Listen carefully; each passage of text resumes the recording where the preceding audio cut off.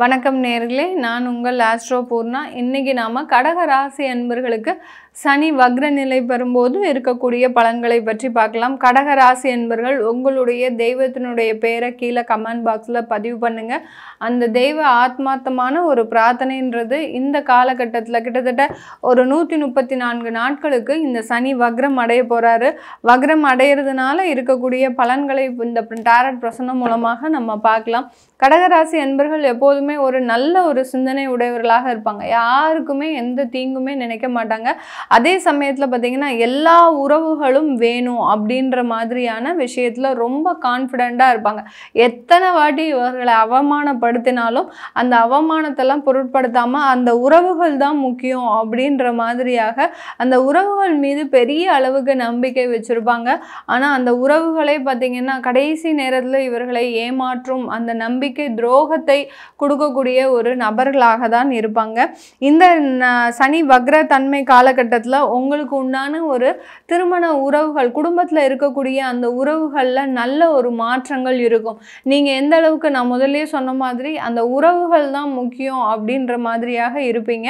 அதே அளவுக்கு இந்த சனி வக்ரத்தன்மை அடையக்கூடிய இந்த காலகட்டத்தில் கடகராசி என்பர்கள் திருமண உறவுல நல்ல ஒரு சேஞ்சஸை இந்த காலகட்டம் அனுபவிக்க போறீங்க.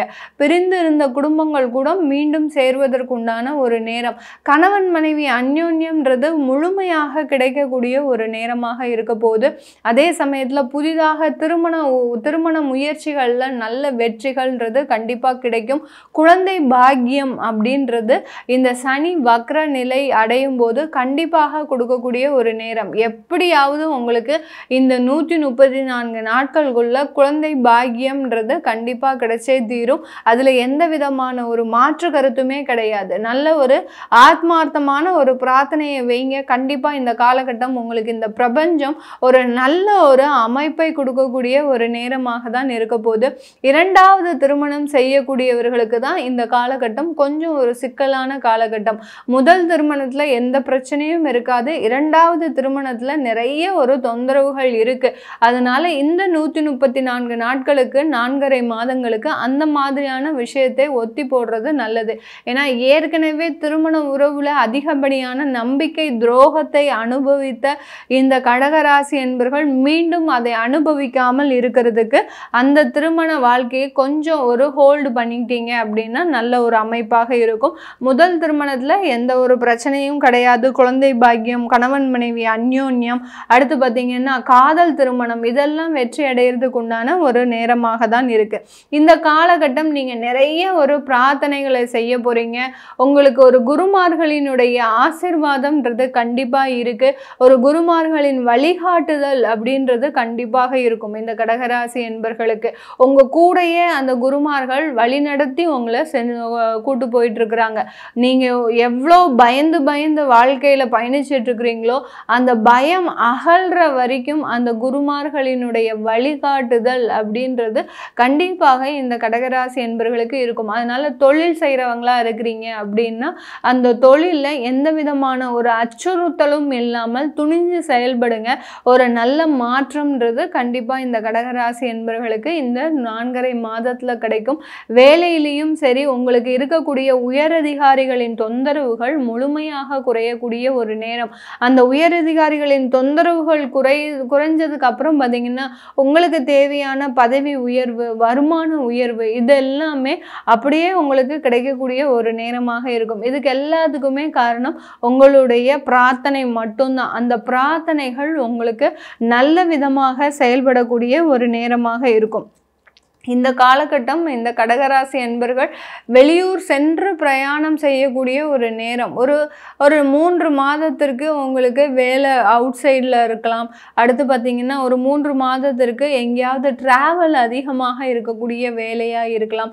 வெளியூர் சென்று உங்களுக்கு சில வருமானங்களை சம்பாதிக்கக்கூடிய ஒரு நேரமாக இருக்கும். தொழில் செய்கிறவங்களா இருந்தீங்கன்னா உங்களுடைய ஆர்டர்ஸ் எல்லாத்தையுமே பார்த்திங்கன்னா வெளியூரில் வாங்கக்கூடிய ஒரு நேரமாக இருக்கும். அதற்காக நிறைய அலைச்சல்கள், ஒரு பிரயாணங்கள்ன்றது இந்த கடகராசி என்பர்களுக்கு அதிகரிக்கக்கூடிய ஒரு நேரமாக இருக்கும்.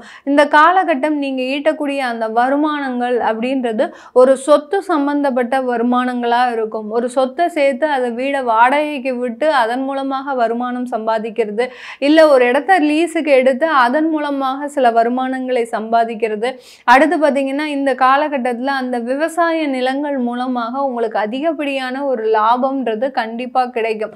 விவசாய நிலத்தில் நீங்கள் அதிகப்படியாக முயற்சி எடுத்து சில வேலைகளை செஞ்சுக்கிட்டே வருவீங்க. இல்லை அந்த விவசாய நிலத்தை நீங்கள் குத்தகைக்கு விட்டு, அதாவது லீஸுக்கு விட்டு அதன் மூலமாக வருமானம் சம்பாதிக்கக்கூடிய ஒரு நேரமாகவும் தான் இந்த கடகராசி என்பர்களுக்கு இருக்க போகுது.